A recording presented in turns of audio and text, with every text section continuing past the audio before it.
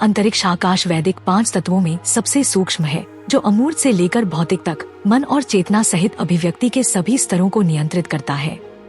समय, काल, वायु या वायु गैसीय ऊर्जा गति आधारित तत्व से संबंधित है। वायु जीवन या प्राण और विद्युत से जुड़ा है, जो अंतरिक्ष से प्रकट होने वाली विद्युत ऊर्जा है। अंतरिक्ष मन से संबंधित है और उच्च स्तर पर शुद्ध चेतना से संबंधित है। क्या आप जानते हैं कि अल्फा टब नामक एक मंच और एक उत्पाद है जो आपके बच्चे को कम उम्र में ज्ञान और शब्दावली के बारे में बहुत कुछ सीखने में मदद करता है। अंत में एक आश्चर्य के लिए बनी रही। गति में अंतरिक्ष आकाश को वायु कहा जाता है, जिसका अर्थ है कि गति में अंतरिक्ष समय है। हम अंतरिक्ष में वस्तुओं या ऊर्जाओं के अनुसार समय के बारे में जानते हैं। गति के बिना अंतरिक्ष अपने आप में समय नहीं दिखाता है। इसका मतलब है कि अंतरिक्ष और समय विश्राम और गति की अवस्थाओं में एक ही वास्तविकता है, जो शुद्ध चेतना है। शाश्वत अंतरिक्ष समय बनाता है, जैसे समुद्र पर लहरें। समय अंतरिक्ष में वस्तुओं की गति द्वारा परिभाषित विभिन्न प्रकार के अस्थायी स्थान बनाता है। अंतरिक्ष का वैदिक दृष्टिकोण। अंतरिक्ष या आकाश के लिए संस्कृत शब्द का अंग्रेजी शब्द स्पेस से अलग अर्थ है। आकाश का तात्पर्य प्रकाश के क्षेत्र से है। आकाश का संबंध आत्मा या आत्मन और आनंद या परमानंद से है। ब्रह्मा को खम या आकाश कहा जाता है, जिसे आनंद, काम भी कहा जाता है। आत्मा के रूप में आकाश स्वयं सत्ता, स्वयं निहित और स्वयं प्रकाशमान है।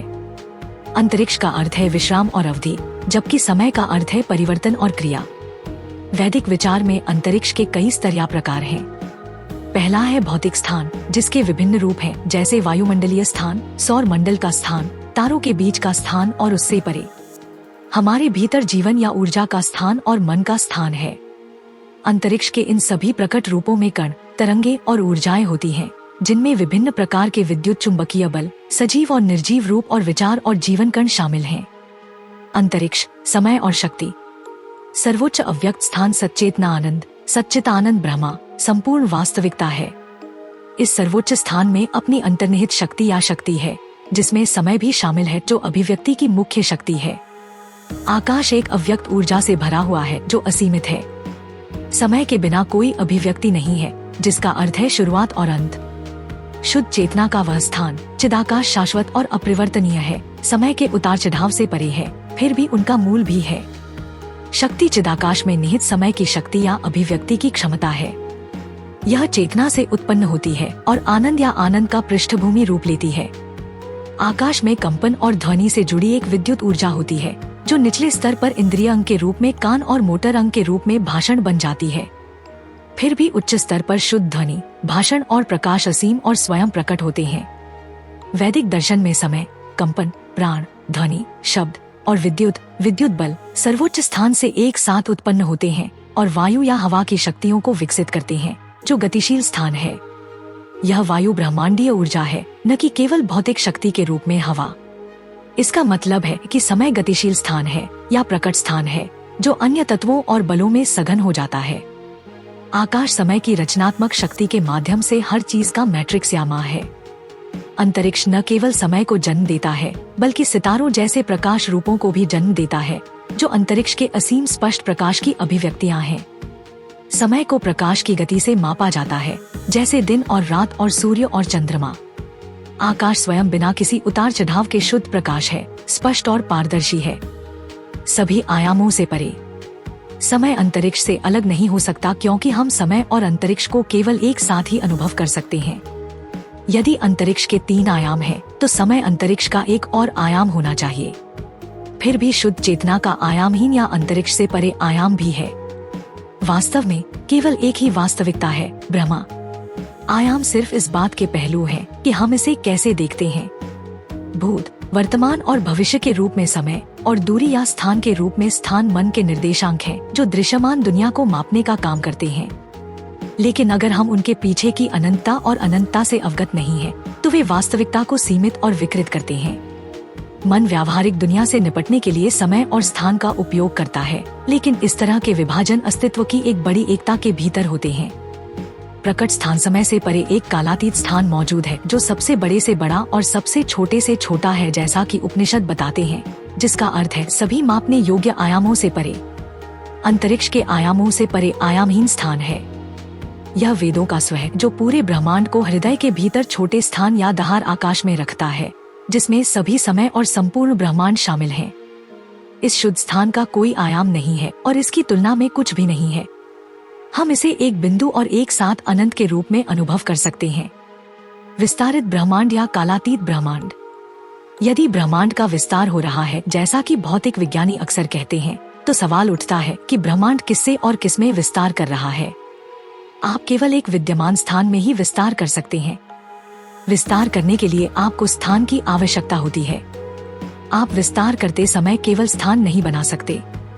इसका अर्थ है कि विस्तार केवल एक बड़े पूर्ववर्ती ब्रह्मांड या वास्तविकता में ही संभव है।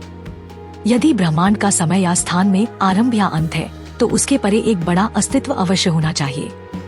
ऐसा ब्रह्मांड केवल एक प्रकार की प्रकट विश्व व्यवस्था होगी, संपूर्ण वास्तविकता नहीं। यदि समय अंतरिक्ष की अभिव्यक्ति है, जैसा कि हमने प्रस्तावित किया है, तो समय केवल रैखिक नहीं है बल्कि गति में तरंग की तरह है। समय अवधि अनंत अंतरिक्ष के महासागर पर लहरिंग है। इसका अर्थ है कि समय की शुरुआत और अंत या जन्म और मृत्यु लहर के भ्रम है जो समुद्र पर लागू नहीं होते हैं। उदाहरण के लिए, शरीर एक गहरे प्राण में निहित जैविक शक्तियों की एक लहर है। जैविक तरंग द्वारा निर्मित व्यक्तित्व या मन चेतना के महासागर में वापस विलीन हो जाता है।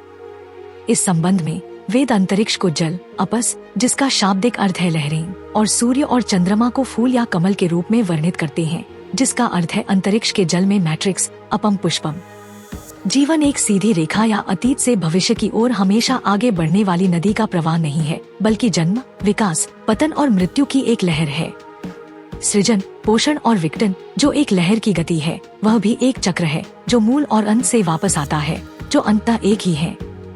चूंकि समय एक बड़े स्थान से जुड़ा हुआ है, इसलिए अंततः कोई मृत्यु नहीं है। हमेशा अधिक समय के लिए जगह होती है, हालांकि विभिन्न रूपों में। समय के भीतर, पीछे और परे स्थान को खोजकर हम शाश्वत उपस्थिति का अनुभव कर सकते हैं। अंतरिक्ष के भीतर छिपी समय क्षमताओं को खोजकर हम असीम रचनात्मकता की खोज कर सकते हैं।